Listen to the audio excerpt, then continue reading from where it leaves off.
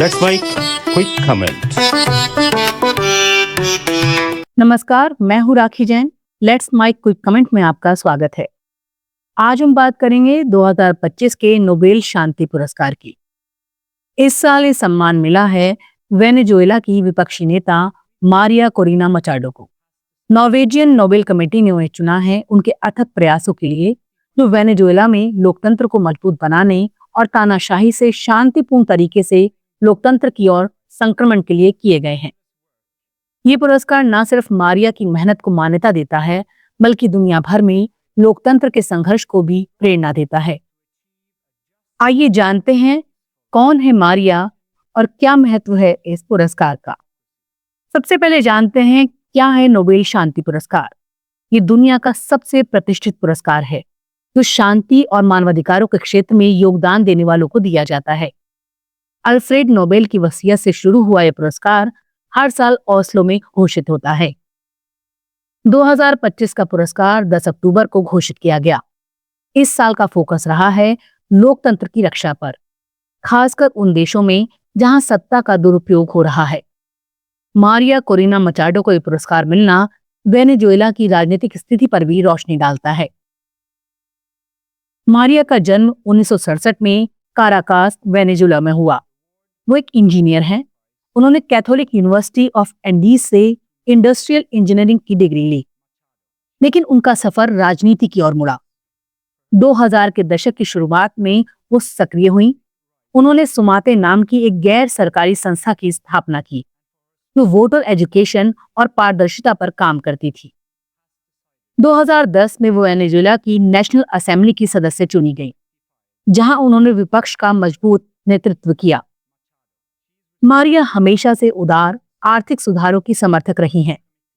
वो राज्य के स्वामित्व वाली कंपनियों के निजीकरण, बाजार, अर्थव्यवस्था और पारदर्शी शासन की वकालत करती हैं। लेकिन उनका मुख्य संघर्ष रहा है लोकतंत्र की रक्षा। वेनेजुएला में पिछले कुछ सालों से राजनीतिक संकट गहराया हुआ है। ह्यूगो चावेज और फिर निकोलस मदुरो की सरकारों के तहत देश आर्थिक संकट, महंगाई और मानवाधिकार उल्लंघनों से जूझ रहा है। लाखों लोग देश छोड़ चुके हैं। मारिया ने इन सब के खिलाफ आवाज उठाई। 2014 में उन्होंने विरोध प्रदर्शनों का नेतृत्व किया जो ला सालिदा नाम से जाने गए, लेकिन सरकार ने उन्हें दबाने की कोशिश की। 2014 में उन्हें संसद से अयोग्य घोषित कर दिया गया, फिर भी वो नहीं रुकी। 2023-24 में उन्होंने प्राइमरी चुनाव जीते, जहां विपक्ष ने उन्हें राष्ट्रपति पद के लिए उम्मीदवार चुना, लेकिन मदुरो सरकार ने उन्हें चुनाव लड़ने से रोक दिया।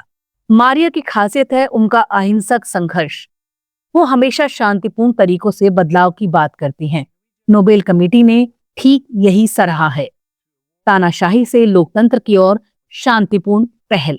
मारिया का योगदान सिर्फ वेनेजुएला तक सीमित नहीं, उन्होंने अंतर्राष्ट्रीय स्तर पर वेनेजुएला के मुद्दे को उठाया।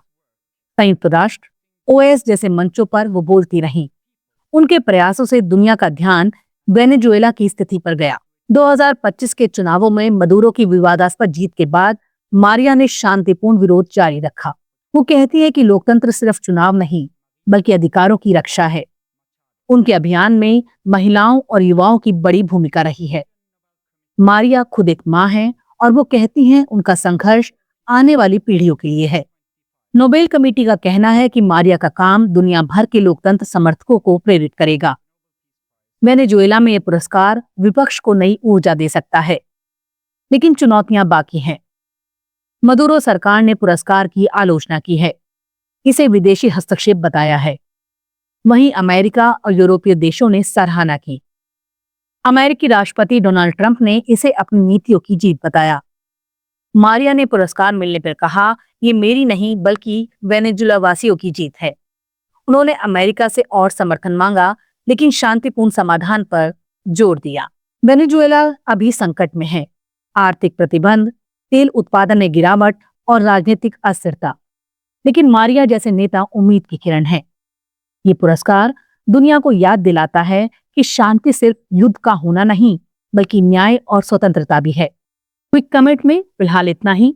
देखते रहिए, सुनते रहिए लेट्स माइक। नमस्कार।